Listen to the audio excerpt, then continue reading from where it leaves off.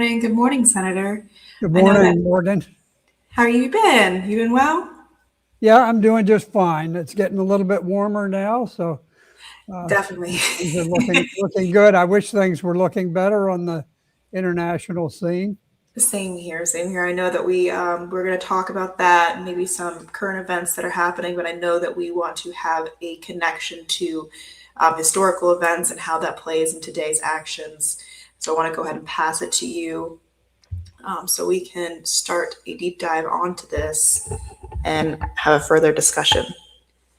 Yes, I fought in some of the most bitter combat of the Vietnam War with the Marine Corps. I flew as a helicopter pilot, flew 279 missions or 69 missions. Was hit by enemy ground fire 4 times. Had the flight controls knocked out by a machine gun nest that raked the belly of our helicopter once, and crash landed as a result of that, and then fought on the ground with the 1st Marine Regiment as a forward air controller, calling in airstrikes. Probably controlled the highest tonnage of bombs ever dropped by a forward air controller for the 1st Marine Division in the Vietnam War. We were defending the 2nd largest city in Vietnam, fighting against the elite 2nd North Vietnamese Division. A very, very bloody war. And there are, it's all a little risky comparing wars to wars because history changes, technology changes. But in this case, these are things that are not really subject to alteration over time. And the 2 things we're talking about are wartime psychology and subterranean strategy. 2 completely different things, but 2 things that are very applicable both to the Iran War and the Vietnam War, kind of in equal measures. So I would like to start, I suppose. I wanted to quickly go through a little bit of research that I've done. I keep hearing about the Iran war, that there's this habitual claim that there's a direct and imminent threat to the lives of Americans on U.S. soil. So I did some careful research over that, and the response that I get, and I've carefully framed a number of AI inquiries on a couple of different AI sites. And the question is, are there any well-documented cases of the killing of Americans on American soil by agents of the Iranian government going back to the revolution that ousted the Shah, 1979?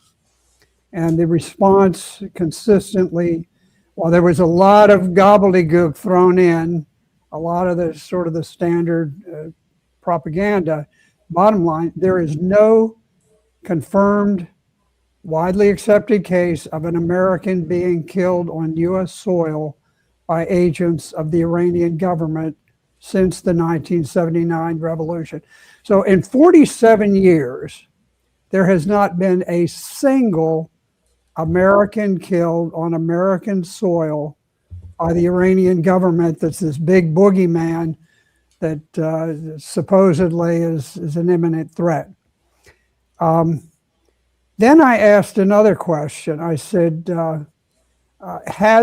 have agents of the Iranian government ever exploded a single bomb on American soil, even if it didn't kill anybody? Did they ever, explode a single bomb? The response was, there is no confirmed case of Iranian government agents successfully detonating a bomb on U.S. soil since the 1979 revolution. And at the same time, I wanted to compare, okay, the bombings on U.S. soil versus the bombings on Iranian soil.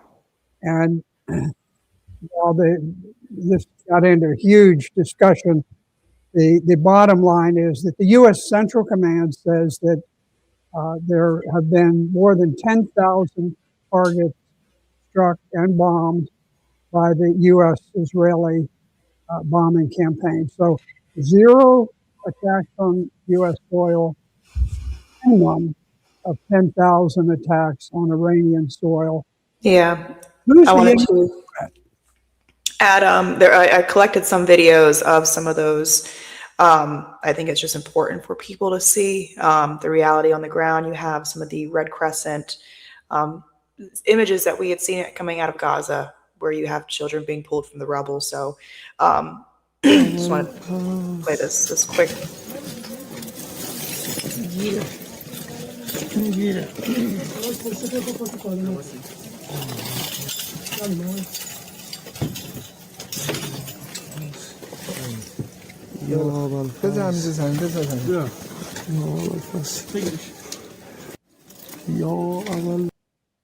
And there's many more, but I just wanted to interject and add that. So yes. Well, and anyway, I want to move on. I would like to say, I began asking. It's commonly said, well, Iran's going to get a nuclear weapon, and immediately they're going to attack us or Israel or something like that. Now, it's not out of the question that after all that we've done, they may just forge on and say, you know what, maybe we better do a nuclear weapon. Let's say that they somehow developed 10 nuclear weapons. By what logic does it automatically say that, okay, we've got 10 nuclear weapons, we are now going to attack Israel, which has 600 well-developed advanced nuclear weapons, including second strike capability, where they have Israeli submarines offshore loaded with nuclear weapons. They're obviously not going to do that. How about the United States? Let's say that somehow they were able to smuggle a nuclear bomb into the United States. Would Iran say, okay, we're going to show those Americans, we're going to light off our nuclear bomb, and yeah, they've got 5,000 nuclear weapons that are ready to turn Iran into a sheet of glass, but we're going to just have fun and we'll blow them up anyway. This is bizarre logic. Now, it is interesting that the first Ayatollah of Iran was the Ayatollah Khomeini with an O. He was a brutal, really monstrous man, very bloodthirsty guy, in my opinion. But then he passed away, and in 1989, he was replaced by the Ayatollah Khamenei with an A, not with an O. So you had two similar names, and it was so easy to conflate the two. And within a few years after he took office, once he got himself solidified as the supreme leader, then he issued a fatwa, which is a religious command. And the fatwa said that it was immoral, it was against against the Shia Muslim faith to use nuclear weapons, and they must never have nuclear weapons. That remained the official government policy of Iran throughout the life of Supreme Leader Khamenei, until he was assassinated and murdered by the Israelis during an Israeli-led operation this year. So the things we're being told are so misleading, and they're so designed to just hype people up that I just thought I'm not advocating or supporting some particular form of government in Iran. My position has always been, I've got my druthers, but I'm not an Iranian. It's not my business. It's up to them to choose their form of government, and we have enough trouble maintaining our own form of government in this country, and we probably should mind our business more. But okay, so I want to shift over, and I want to start by touching on wartime psychology. I think that one of our greatest blunders throughout our foreign policy is this notion that the ancient art of warfare that has been recorded really since there was recorded history, that somehow we've become more modern and more smart, and all of that ancient stuff is rubbish. And now we'll run wars like business enterprises. We'll use business principles, and smart, modern people can brush aside these old notions of war. Now, this has been done before. The Trump administration is not the first to talk in terms of, well, we're going to do these business deals and this kind of thing. Perhaps the worst Secretary of Defense ever in the United States was a fellow named Robert McNamara. He oversaw the Vietnam War from its very inception. He was the Secretary of Defense under President Kennedy, John F. Kennedy, and he served from 61 to 68. And so he was there at the time that Kennedy was assassinated, and then he led on throughout the Johnson administration. He really was the prime architect of the Vietnam War.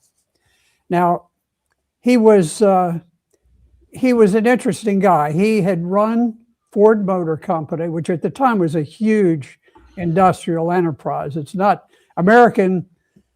The automobile industry of the United States was an enormous thing. It was not like it is today, where there are multiple companies. And so if you were the head of Ford Motor Company, that was a huge deal.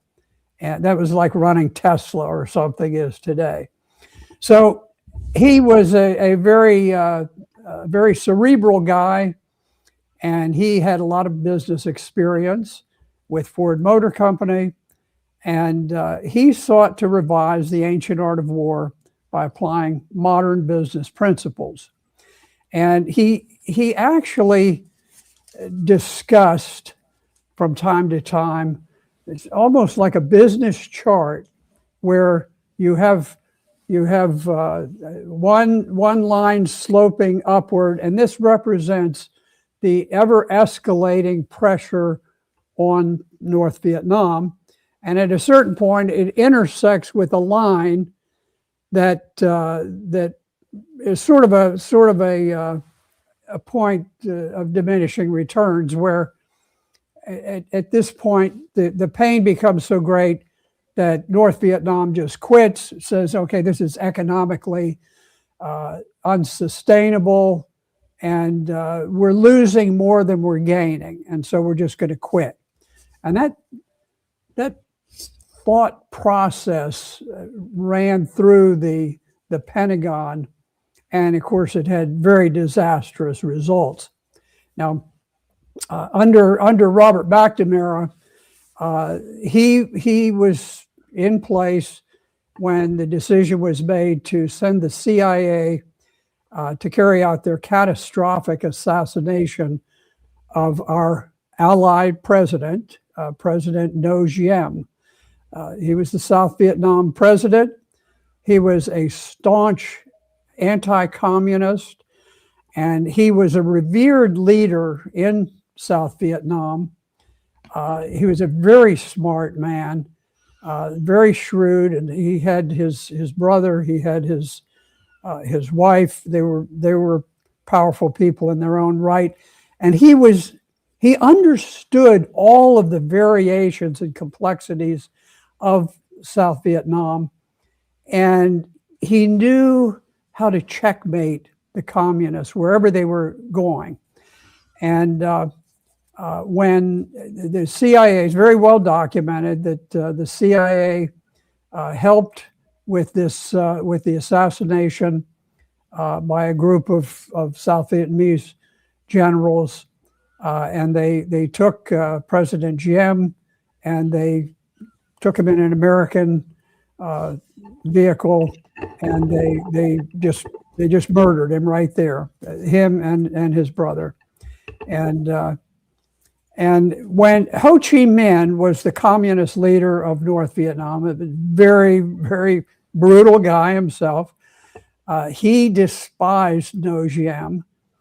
And when the news hit, he said, "I can scarcely believe the Americans would be so stupid. The enemy has been beheaded. Who now is left to lead them?" And he recognized that Diem was he was just a singularly powerful figure, and that we had destabilized the country by doing what we did. And South Vietnam saw 10 different governments within a period of just 20 months.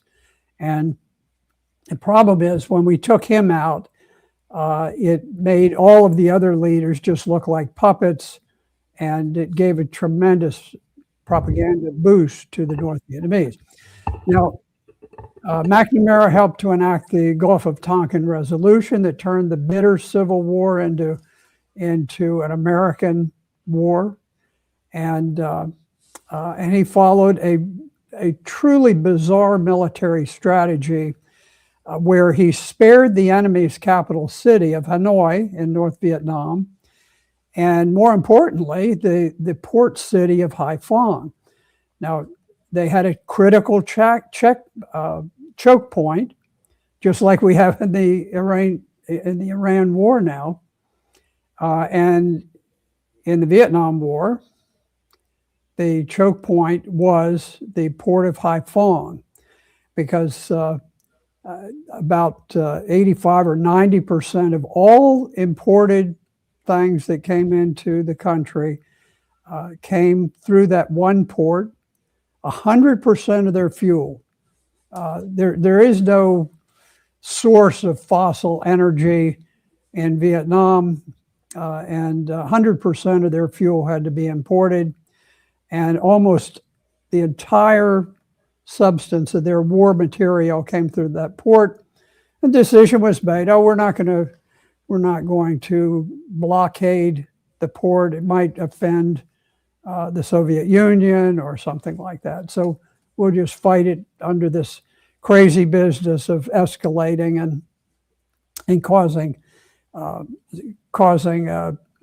too much cost for the North. Well, the problem that McNamara, I guess he learned it over time, is that wars are not like business competitions that are played out with fear and greed and high stakes, hardball negotiations. War is about blood and vengeance. And if someone kills your father, kills your brother, destroys everything you've built up for a lifetime, and then says, well, we'll stop fighting you if you'll just give up everything else that you have and then follow us. That just doesn't fly. And what has happened is, even though there were some real genuine political fissures within the Iranian government before we started bombing. Those are gone, and the Iranian people are absolutely united. There's a hatred towards Israel, which has, just endlessly caused slaughter in the Mideast almost since its inception. And now the U.S. is so closely blended. We're like agents of the Israeli government. So it is a huge mistake to think in business terms. And the idea that somehow the Iranians are going to quit just because the cost is a little bit too great, and maybe they'd rather turn off the heat for a while. I'm afraid, I would love to see it work and end the war, but I don't think it's going to.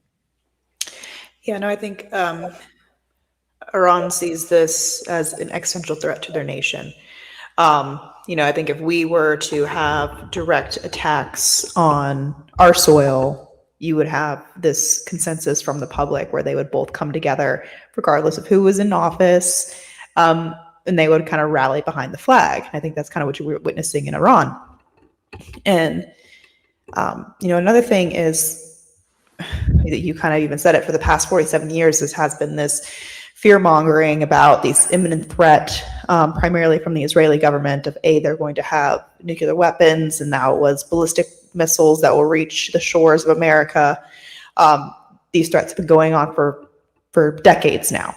And so you have a government in Iran that I think we kind of, not we as in like you and me, but the leadership have really not gauged how their preparations have been. I think that they have been preparing for an engagement like this. I think we spoke about this in the last show, where we had, a top Iranian official being questioned. Okay, what do you want to do when Americans step foot on Iran soil? He says, we've been waiting for them. We're waiting for them. I think that is something that our leaders are not calculating appropriately, is this methodology by the Iranians, that they've been preparing for an attack like we were doing now for a very long time. I think what we're witnessing with this Karag Island, I think I had just seen where you had CENTCOM, other intelligence agencies that are coming out, and they're doing their war predictions on if there was a ground invasion and trying to take Karag, and none of it comes out in a pretty manner. It doesn't come out where we're on top. It's more of this best case scenario. It's another forever war. So what are your thoughts on that? Well, yeah, I'm very concerned because of the next topic we want to touch on, which is the subterranean strategy. I can very much recall one of the patrols. We held a stronghold on a ridge line at a place called Nui Laksan. And I recall one skirmish we had where we had a platoon that was out. We had fought with the enemy, and now we were withdrawing. This is typically what we do. We'd go out, we'd ambush the enemy, and then we'd withdraw to the ridge line. And as we were running back, there were several of us in the group, and there was a Viet Cong soldier in what was called a spider hole, and the spider hole linked together these underground networks, and he opened up the lid on the spider hole, and he tossed out a grenade into our midst, and it exploded, but no one was hurt. But one of the Marines had spotted him, and he ran over, and he flipped the lid open. He reached down, he grabbed the Viet Cong soldier, pulled him up, and began stabbing him with a bayonet. And And, you know, so, and I'm moving by and, you know, keeping an eye on everybody and hearing this poor fellow just screaming and screaming. And I yelled over and I said, shoot him. I said, for God's sake, just shoot him. And another Marine did. He shot him and we ran on. Well, this was just one instance of the underground operations by the Viet Cong, and there were others that were very, very damaging to us later on. But so you had this mentality within the North Vietnamese, and it's identical with the Iranians, that we're fighting against an enemy who owns the skies.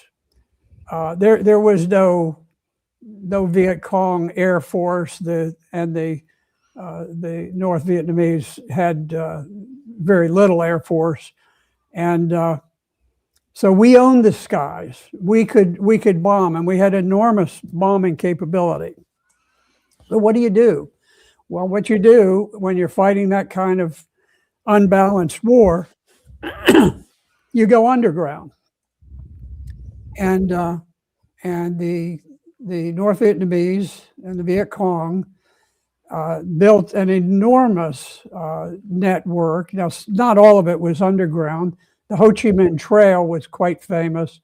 It supplied all of South Vietnam from the north, and while the road was partially concealed by jungle overgrowth, I was actually able to see the Ho Chi Minh Trail from an aircraft flying at high altitude.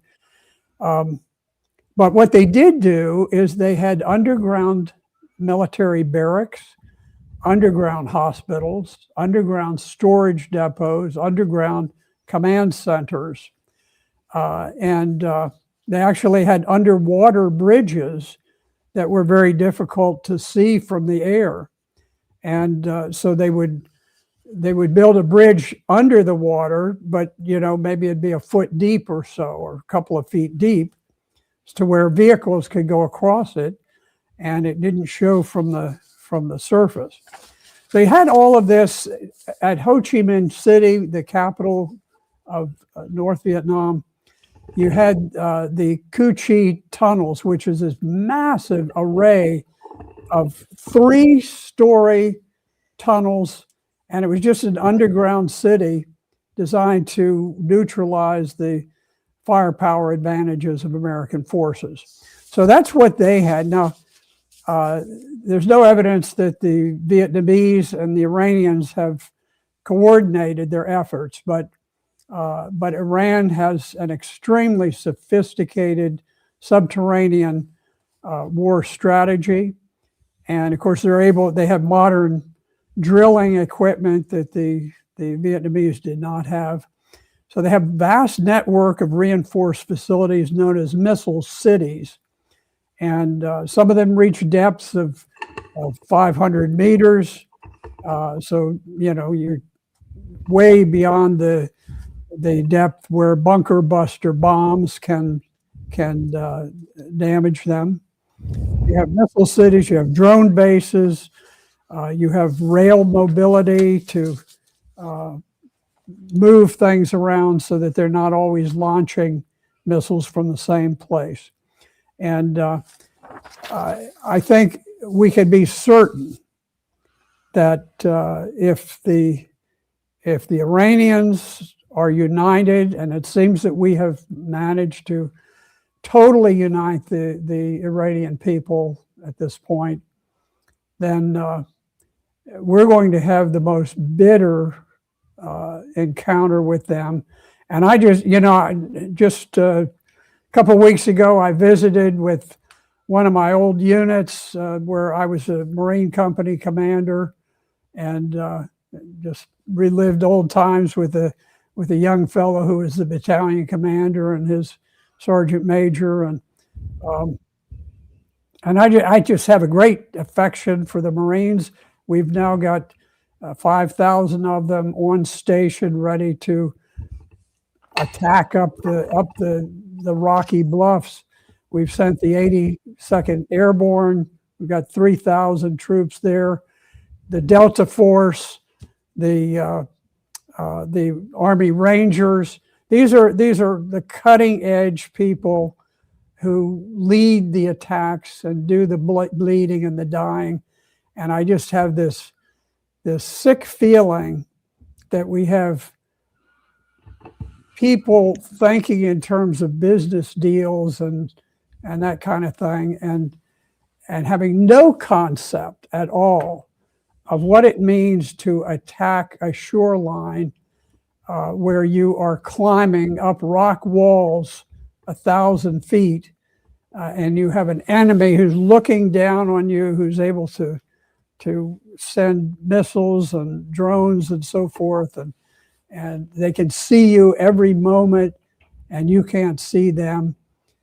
This is a disaster waiting to happen. It'd be one thing if our nation was at stake and we had something.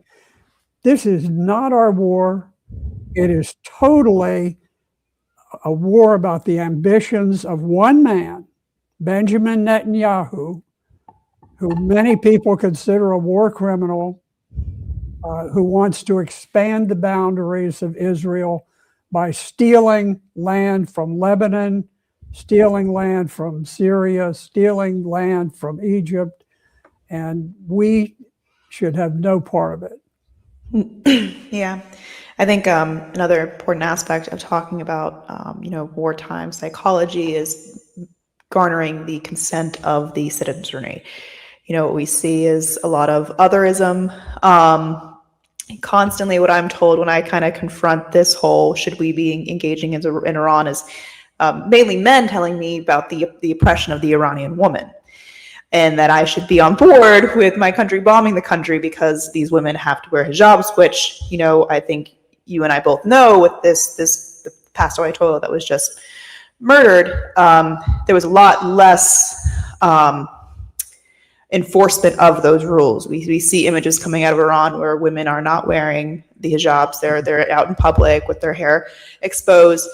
But and Morgan, if that's their rationale, why aren't we attacking Saudi Arabia? Yeah. The women don't walk around in Saudi Arabia without wearing the full cloak, and many of them just have nothing but a slit for their eyes. You don't have that in Iran. But my other rebuttal to that is the gauge of oppression.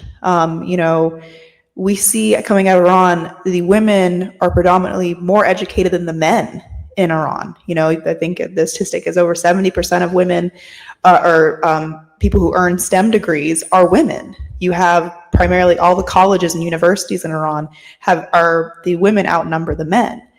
So what is the true freedom that we're trying to bring to these women? Is it the American kind of the hypersexualization that America's culture kind of has? Is that what we're trying to interject on them, which I don't really perceive that to be freedom? Another thing that we hear that we kind of went into is this is the state sponsor of terrorism, where we should be engaging in these conflicts because Iran, it will interject money into different terror groups that the United States deems terror groups, such as Hezbollah, Hamas, the Houthis in Yemen. But we little go into the airstrikes that we conduct in those countries. Like you said, we should be calling out Saudi Arabia. Saudi Arabia's attack on Yemen for years was deemed, credible war crimes. They would attack funerals, weddings, and a lot of them were supplied with American weapons. And what we witnessed with Israel, Israel has completely flattened an area in Gaza. They're doing land consolidation in the West Bank, and they're doing egregious war crimes in Lebanon right now. I think over 100 medical facilities have been attacked. And they're conducting the same way in Iran. I think I just read today you had over 60 schools in Iran have been bombed, not just the Manab school. You have over 60 schools.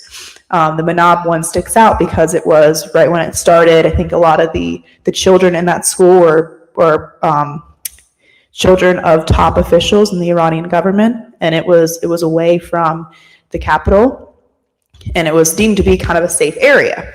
I think that's what, and it was 160 little girls that were murdered that day. Yeah. In my account, under Americans, the government's definition of terrorism, that is how we're conducting ourselves. How the president is speaking right now, how if Iran doesn't open up the Strait of Hormuz, we're going to take out their energy infrastructure. That is a direct act of terrorism if we were to act upon that. I think the direct definition is if you commit an attack on civilian infrastructure or just infrastructure for the aim of capitulating or coercing the said government into your political aims, that is an act of terrorism.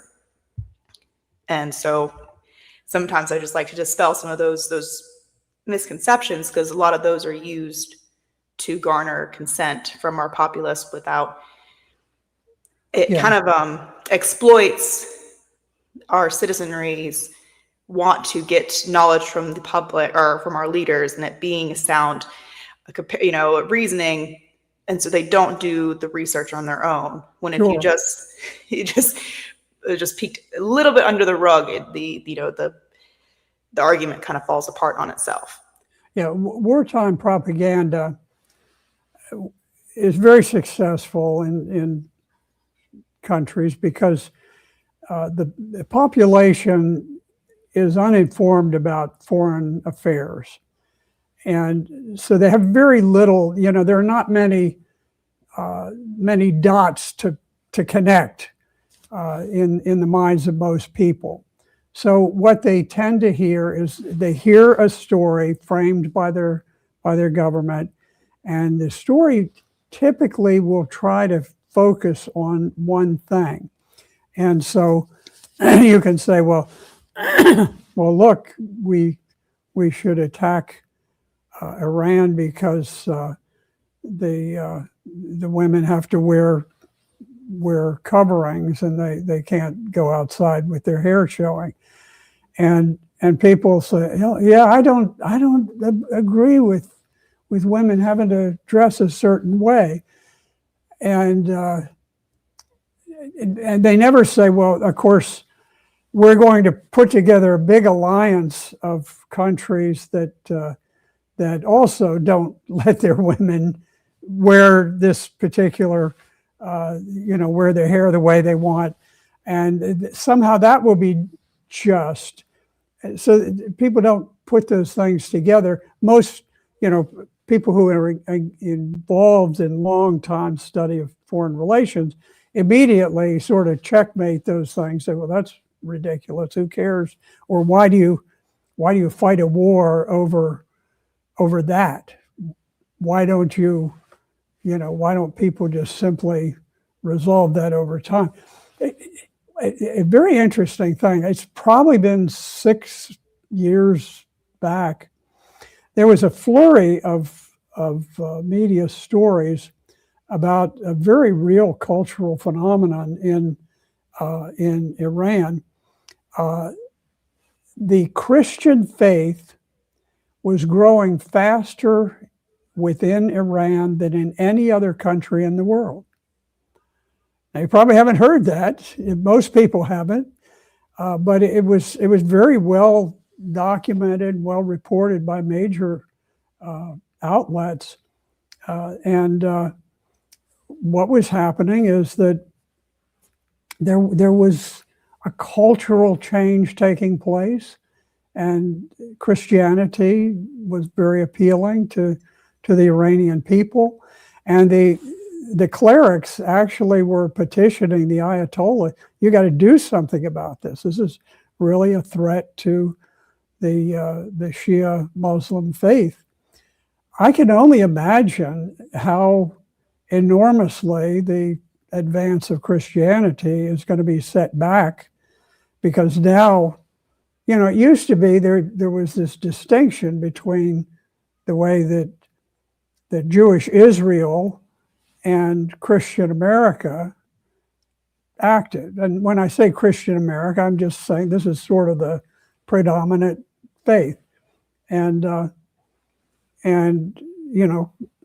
under Christianity, the focus is on Jesus Christ, who never once uttered a word of encouragement for war, not once. But probably his most famous address on this point was the Sermon on the Mount, where he said, "Blessed are the peacemakers, for they shall be called the children of God." And that really is the foundation, I think, in Western civilization for the way that at least the people culturally would like to approach things, that peace is a good thing.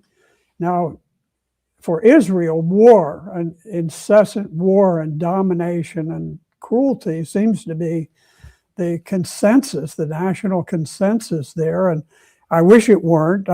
There was a time when there was a greater division within the Israeli population, and more people were outspoken against some of the excesses, and they helped to rein in some of the things that were being done. But under Netanyahu, it seems that the opposition has dissipated, and wars of cruelty and brutality, wars of aggression, wars of extermination, wars of genocide seem to be all the thing, and there seems to be very little resistance to it. Yeah. I think with Israel's case, you kind of alluded to that there's this blurred line that the American government is taking with the Israeli government.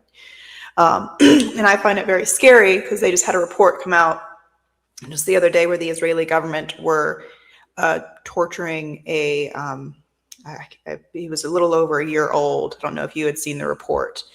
I don't think so. There's video footage of the Israeli military returning the child to Red Crescent, but they were torturing him to get a confession from his father. His father is still in prison. Torturing a 1-year-old? They tortured a 1-year-old. They burned his legs with cigarettes, and they drove a nail through his leg, and all of that. It's all the child. There's video footage of the child with its wounds, and there's video footage of the Israeli government or military men returning the child to the Red Crescent. Wow, that's incredible. The viciousness, the brutality just seems to have no limits for the Israeli army. And I really am offended by the notion that we're associated with them. And I have this sort of nightmarish vision that there's going to be a ribbon that the American soldiers who are veterans after this war will be required to wear, and it's going to have a Star of David on it, which is just going to be a revolting thing to be associated with the practices of a country that that is pounding nails through the feet or the leg of the child. Yeah. I'll send you some of the reports afterwards, but yeah, they're I believe it was TRT World that they kind of broke the story, and they had the images of the child.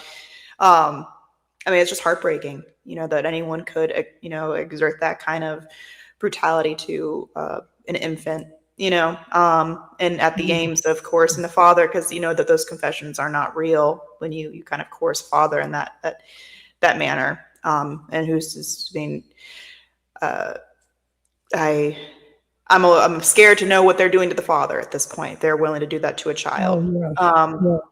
And so I find it very alarming of kind of who we are choosing to ally with. And does that kind of mean that we conduct ourselves in the same way, or are we proving that we should conduct ourselves in that way, our soldiers. And so I find that highly alarming.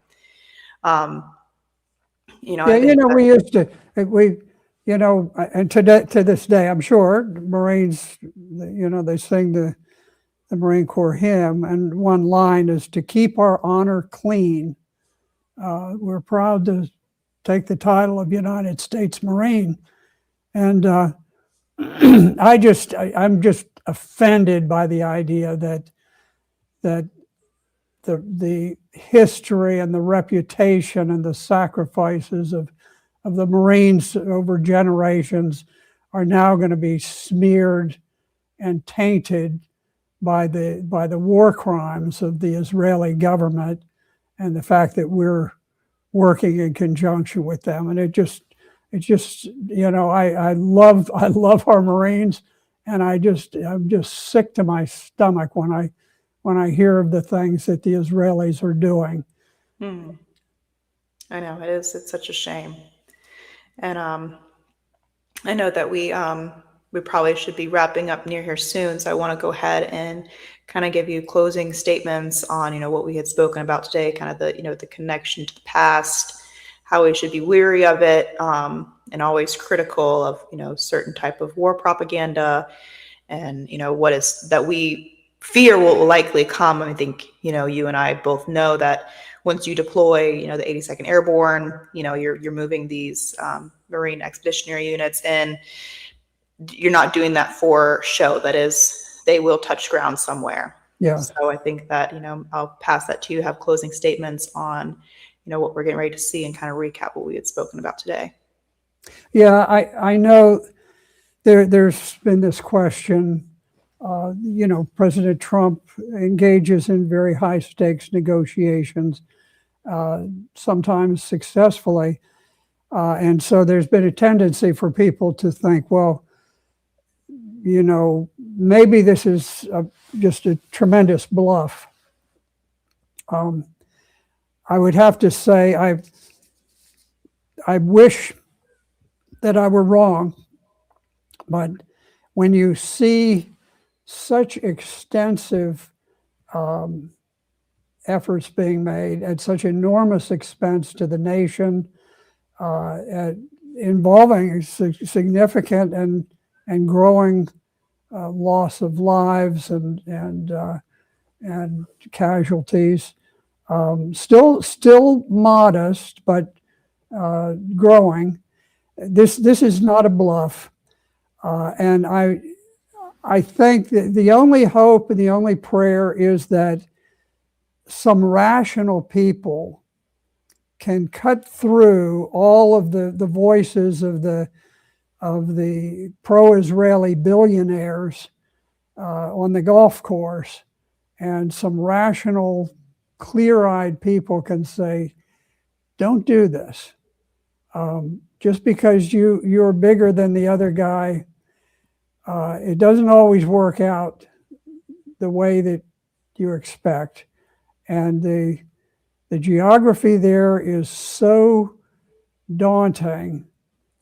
There's a reason that Iran is one of the world's ancient civilizations, and it has a lot to do with the geography of that land, that it is very difficult to subdue it. And that's why the Persian people have been there for thousands and thousands of years. And they've had great civilizations for thousands of years. We can bludgeon them, we can brutalize them, we can try to beat them into submission, but I think we've united them. And my fear is we're uniting all of the Middle East against Western civilization, and we're losing our moral high ground that we, generations and generations struggled to gain.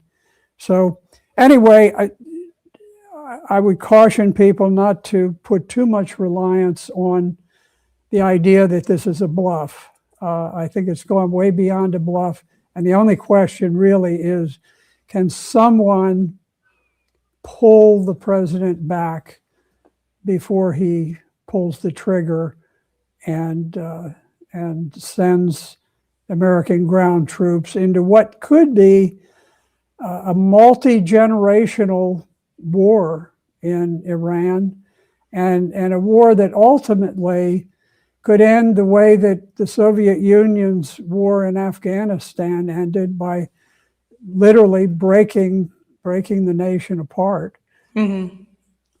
Well, thank you for that, Senator. I know maybe next week we can get into further some of I know the reports that are coming out is kind of, we had spoken about this a few weeks ago, how, back 2 years ago, you had high-ranking military officials sounding the alarms on how we're sending all of our weapons to Ukraine. That leaves us in a compromised position. And then we're upping our weapon shipments to Israel, further leaves us in a compromised position to where we're at now. I think that there are reports that we have used during this, shorter than a month aggression in Iran, this war, we've used over 850 Tomahawk missiles.